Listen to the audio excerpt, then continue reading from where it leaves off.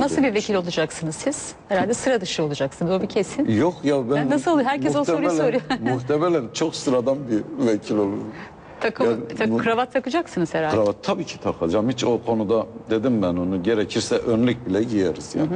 Söz konusu olan barışsa bu tür teferruatların etrafında zaman kaybetmeyi çok gereksiz görüyorum. Ne yapacaksak siyaseten yapmalıyız. Bunlar işin biçimi. Bir gün icap eder, onunla da uğraşır, kaldırırız bir günden. O da olabilir diyorsunuz. Niye Hedef de peki yani 35 mi 38 mi kaç kişi girebileceksiniz?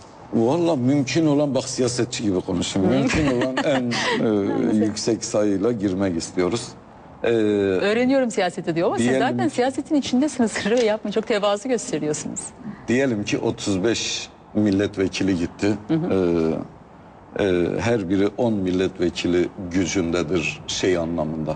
Bu barışa dönük bir niyeti ve iradeyi temsil ettiği için.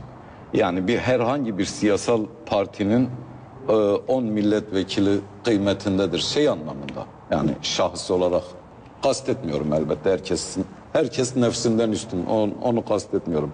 Temsil ettiği niyet ve eyleyiş biçimi olarak, yani siz düşünün, şeylere bakıyoruz, diğer siyasal partilere, onu yazdım.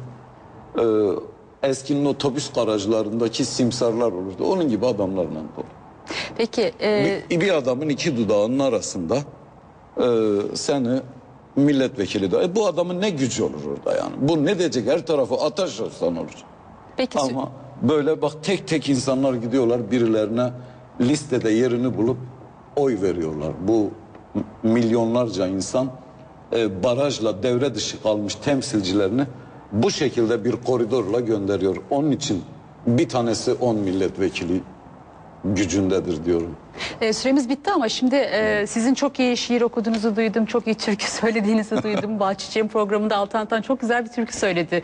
Kürtçe, Türkçe. Ben de sizden bir şiir istesem ne güzel olur. Altan'ın sesi güzel. Sizin de güzelmiş. Ben söylersem oy oranın birdenbire yarı yarıya düşer. Çok güzelmiş şiir en azından. Şiir valla. Ya da türkü ne istersiniz? Bir barış, Yunus Emre'den bir barış şiiri okuyayım. Olur peki. Herkese. Bu savaş dili ya da barış diliyle ilgili çok sevdiğim bir şiirdir Yunus'un. İşitin ey yarenler, aşk bir güneşe benzer. Aşık olmayan kişi misali taşa benzer. Taş gönülden ne biter, dilinde ağı tüter. Nice yumuşak söylese sözü savaşa benzer. Evet. Onun için ne diyeceksek aşk ile diyelim. Niyet bu olduğu zaman, ameller niyetlere göredir. Niyet bu olduğu zaman uygulama da bundan çok daha farklı olmaz. Ağzınıza, yüreğinize sağlık, bol şanslar. Teşekkür ederim. Emek, Özgürlük, Demokrasi bloğunun İstanbul 2. Bölgeden bağımsız adayı Sırrı Süreyya Önder konuğumuzdu. Çok teşekkür ediyorum kendisine. Ben teşekkür ederim. Konuğum olduğu için. Son bir not seçmenlerime gönderebilir miyim? Buyurun tabii siyasetçi olarak tabii ki. 2. bölge seçmeni. Kardeşim benim param pulum yok. Çok afiş mafiş bastıramayacağım. Etrafı da kirletmek istemiyorum. Hatta en çok muzdarip olduğum konu o. Ne kadar kağıt israfı yaparsam o kadar ağaç, fidan parası bir kenara koymadan o işi yapmayacağım. Peşin peşin o kirleteceğimiz kısmı için şimdiden özür diliyorum. Onun yerine ağaç dikmeyi de taahhüt ediyorum. En az 2 katı neye denk geliyorsa. Peki.